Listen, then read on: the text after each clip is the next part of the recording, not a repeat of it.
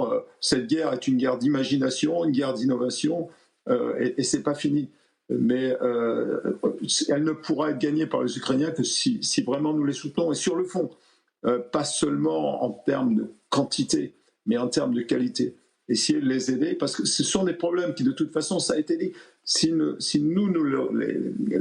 n'arrivons pas à les résoudre au profit des Ukrainiens, elles se présenteront à nous-mêmes sur les théâtres d'opération, peut-être même en Europe, qui sait.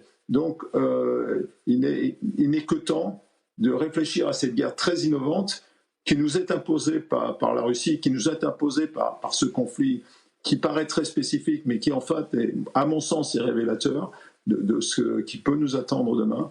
Et on a beaucoup de sociétés, on n'a peut-être pas les moyens américains, mais en mettant l'intelligence, l'innovation au cœur de nos réflexions, je crois qu'il y a moyen de changer, de faire une véritable révolution capacitaire, en fait. Et les Ukrainiens se sont eux-mêmes saisis du problème. On a assisté, nous, là-bas, sur place en Ukraine, à des unités, des brigades qui fabriquaient ou qui équipaient elles-mêmes leurs propres drones, de manière d'abord à être plus discrètes quant à leur utilisation, mais aussi elles s'étaient spécialisées. Il y avait des unités dans ces brigades qui s'occupaient exclusivement de préparer les drones pour les combattants. Une dernière petite question, Général Paloméros, sur évidemment les annonces de Donald Trump ce soir. On ne vous a pas entendu réagir là-dessus.